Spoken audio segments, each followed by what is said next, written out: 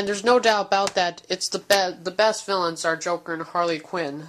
The animated series introduced the character Harley Quinn, which later got her own comic book and placed in the Batman franchise. She's basically the girlfriend of the Joker. She fell in love with him because she started off as Dr. Harleen Quinzel treating Joker for his mental health, but instead she actually felt bonded with the Joker, felt like she was the only thing that could make Joker live in his life, and eventually she became basically the ultimate Joker sidekick. She's also a very good villain. There are a lot of good villains, but she's one of the best. As I said, it was renamed in 1994 to The Adventures of Batman and Robin. They were trying to make it more appeal to kids so that it would last on for longer, and the episodes, I liked them. I just wanted to say it out loud. I think Robin's cool. It's hard to have Batman without Robin. So that ran, but still, the series kind of busted out in 1995, but it's still, they consider it at the time in 1995 one of the best animated series ever, and I agree with them. But then 2 years later, in this volume 4, as you can see, they had a new cartoon series called The New Batman Adventures. Now, what happened here is that, I don't know, but Dick Grayson, the original Robin, for some reason, I don't know why, I think he just didn't like the style or what was going on with Batman, so he left. Dick Grayson, the old Robin, basically left Batman.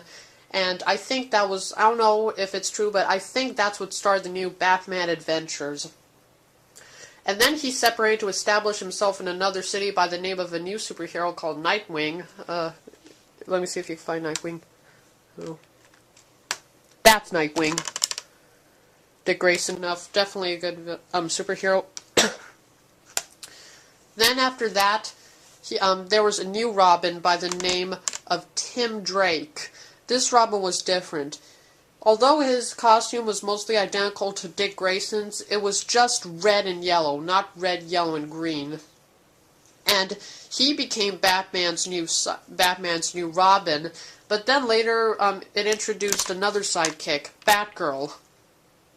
Batgirl's true identity is that of Barbara Gordon. She's the daughter of Commissioner Gordon, and because he didn't want her to be in trouble a lot of the times, she wanted to join the Gotham City Police Department, GCPD, but he didn't allow that. And I don't know how she became Batgirl, but I assumed she just wanted a life to make Gotham better, and she put on the identity of Batgirl, and she was very useful. She's actually a very, very, very good sidekick in this. Helps Batman a lot, and in some episodes she actually saves Batman's life, and also saves Robin's life as well. In the New Batman Adventures, it was official that it wouldn't be the same without Batgirl. So yeah, she's a very she's a very good sidekick, and it's also another episode in the series where a lot of people consider it the best because the ending of what we find out is her greatest fear because of the Scarecrow. It's called Over the Edge, and people consider it the rest, but people were shocked to see at the beginning what happened to Batgirl, but then were relieved at the end. I recommend go seeing Over the Edge. And then there was even another sidekick, Nightwing, of course, but I guess what happened, I don't know, but when Dick Grayson left Batman and became Nightwing, Nightwing comes back to Gotham to offer to help Batman. So, as you can see the tradition, Batman goes from being solo, but then to the adventures of Batman Robin having a sidekick, but then next not having just one, not two, but three whole sidekicks. Tim Drake, Robin, Barbara Gordon, Batgirl, Dick Grayson, Nightwing. So yeah, it was a pretty good series. It expanded Batman the Animated Series for 2 more years. And then in 1999 they made a movie called Batman Beyond, which states another Batman, but I'm not going to get into that. I don't know, I just really didn't care for Batman Beyond. It looks good, but I don't know, I just don't like the path it kind of takes. I want them to stick to the Bruce Wayne